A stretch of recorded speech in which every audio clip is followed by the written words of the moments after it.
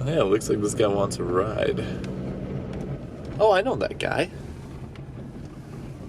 Hey, what you doing? Hey, I'm looking for a ride to Louisiana. Oh, well, I can't help you with that, but I'm going to look for some road birds. Road birds? You mean like a part 2? What? Never mind. I'm in!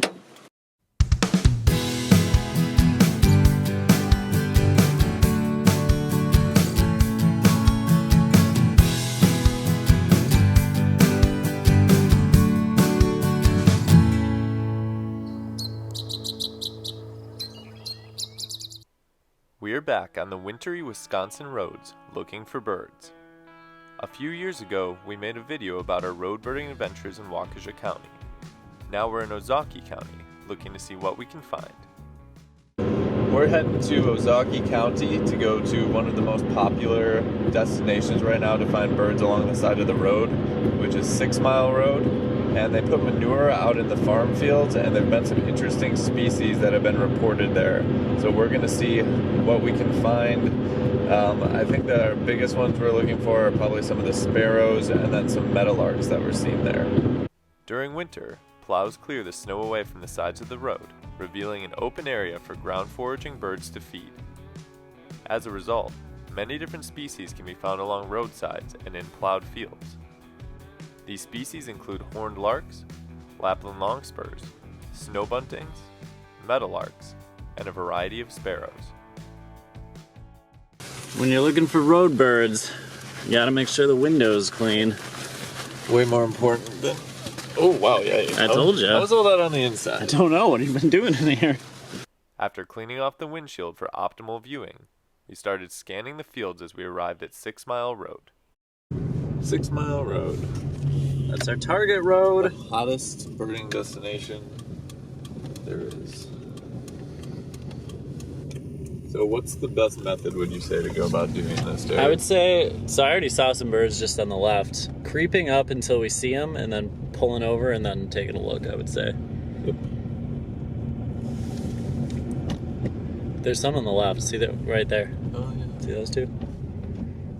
My guess is American tree, but let's take a closer look. Yeah, you might be able to see them. When we turned onto the road, we immediately noticed some sparrows. After a closer look, we realized they were song sparrows.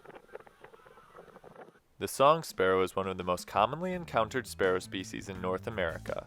There are 2 reasons for this. The first is that they live in such a wide variety of habitats. The second is their propensity for sitting up and calling. Song sparrows live in just about every state at different times of the year and are medium-range migrants. Song sparrows are brown and gray overall and have brown streaking on their breast with a small brown patch on the center of their chest. While common in our state in the warmer months, this song sparrow was a welcome sight during the winter.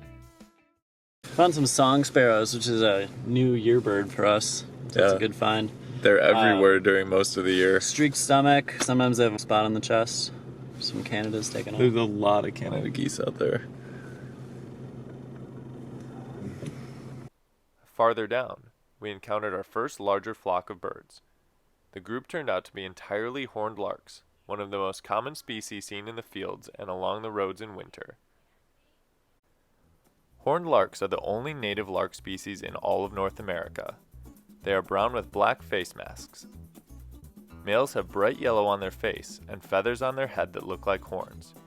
This species can be found in open fields where they flock together as they search for food.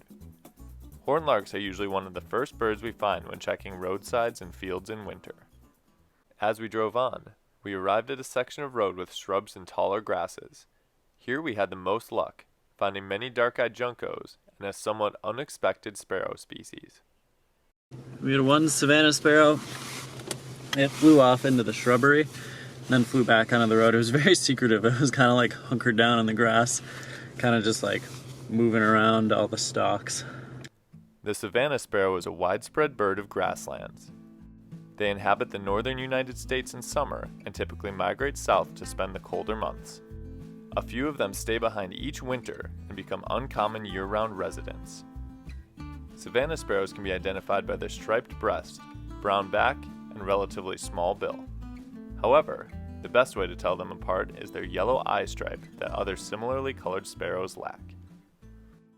How are things going so far? Well, there's less birds here than I thought, probably because the snow started to melt so they can forage elsewhere. But hopefully we'll still be able to pick up some of the meadow larks here. It'd be nice to get some long spurs too. We've reached the end of 6 Mile Road, so we're gonna do it backwards.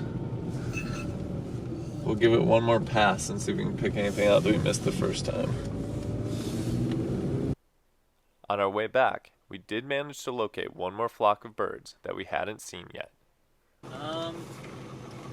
Maybe. This one's dipping low in the grass. It's hard to tell what he is. Is he I think real? they're all tree sparrows though. Okay.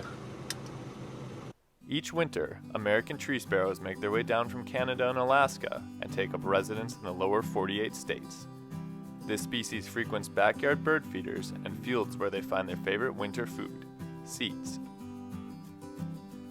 Although American tree sparrows can be hard to spot when they're foraging in tall grasses, but when they are visible, they're easy to identify with their rusty cap, white wing bars, bicolored bill, and dark spot on their unstreaked chest. While we didn't find all of the birds on our list, we did manage to find a nice group of sparrows along the roads. Even when the birds aren't as numerous, there is still something special about searching the snowy roads that cut through the open fields of Wisconsin's farm country. Thanks for watching. We'll see you next time on Badgerland Birding.